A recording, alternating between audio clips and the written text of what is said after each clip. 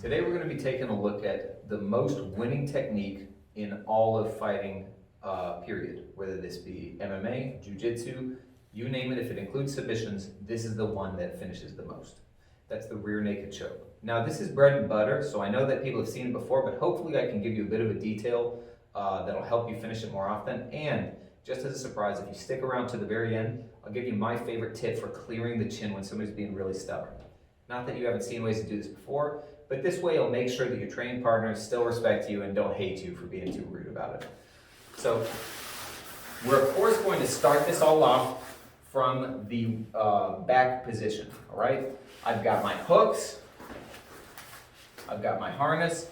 I'm gonna keep my head nice and low, right here, all right? Remember, the detail everybody forgets is that they let their head up here, and this just gives too much rotation. If Jordan wants, he can kind of turn and look at me.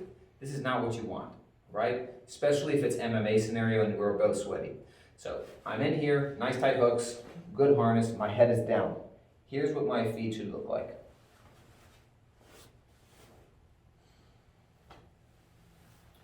All right, so let's take a look at what's going on here.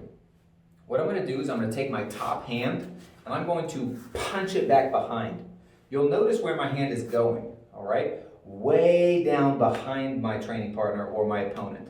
I don't want to reach up here. It actually annoys me when I see people teach this because no matter how fast you go for that, boom, notice immediately his hands come up, get a hold of my wrist and stop me. That's really hard to do if I start back here. Now I know some of you are gonna be nervous about, well, what if I'm hitting my training partner? The thing is, if I'm punching back behind him, my fist is nowhere, I'm not starting from back here, so my fist never comes near my training partner. The likelihood of me actually punching him or in any way is very low. Don't feel bad about it. Start off with a big feed. That'll make everything easier on both your lives. So look, feed real strong. I'm going to compress my hand, all right? So I slither up and I'm going to squeeze my hand.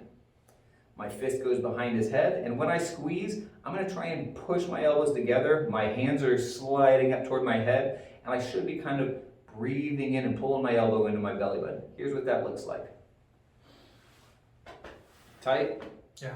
So look, a big mistake that people will make, especially beginners, is, boom, we feed this, we push, I get hit. Now look, what'll happen is people will feed and then grab the outside of their arm.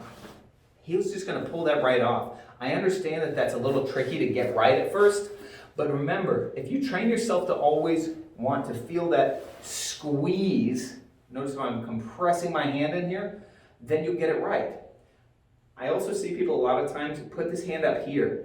I know that you've seen people do it in MMA, and I know that you've probably seen people get away with it, but as my opponent gets a higher level, that's just not gonna happen. First thing he's gonna do is grab. They don't even have to be a higher level. If they're just good at scrambling or they're scared, if they're panicking, first thing they're gonna do is try and reach and grab some hands.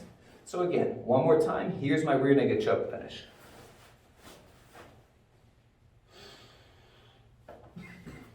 Sorry.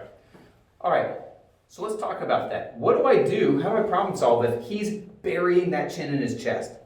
Boom, I get here, and I'm trying to get this, but he's got most of his face in there, and I'm just not getting the tap. Now, I can, always it's an option, to just squeeze on top of the jaw.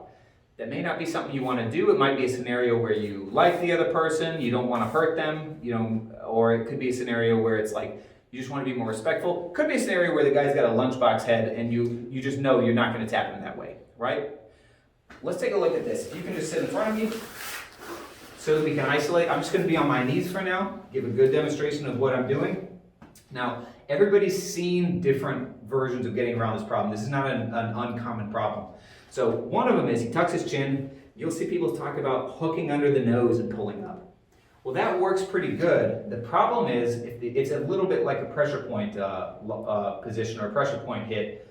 If he's tough enough and he just decides that it's not worth it to give you the tap, he's not going to give you the satisfaction, or if there's money riding on this, he's just not going to do it. He's going to keep that chin down and he's going to say, I don't care, right? Another one you'll see is a lot of times people will talk about, well, grab the forehead and pull up.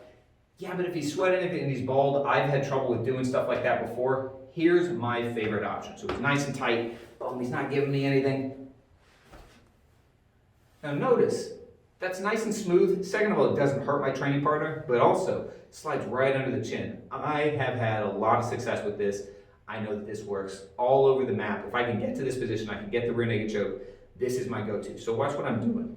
I'm gonna lock this up as if his chin's not even in there. So his chin is down, but I'm gonna lock this up normally.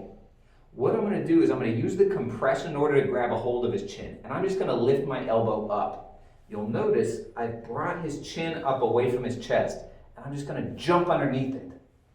This gets my position. I'm right where I wanna be now. Now, even better than that is I don't have to do this just once. If he gets his chin way down, and let's say I end up way up here. I go, jump, oh, I'm still just on the chin. I just do it again. Jump, and I'm here. I'm just gonna keep hopping, hopping, hopping until I can clear the chin, get in there, and put on that squeeze. So, make sure that you're putting this in, nice and safe with your training partner, maintaining good relationships with your training partners, not squeezing on people's nose or anything, and let us know what you think about this little tip.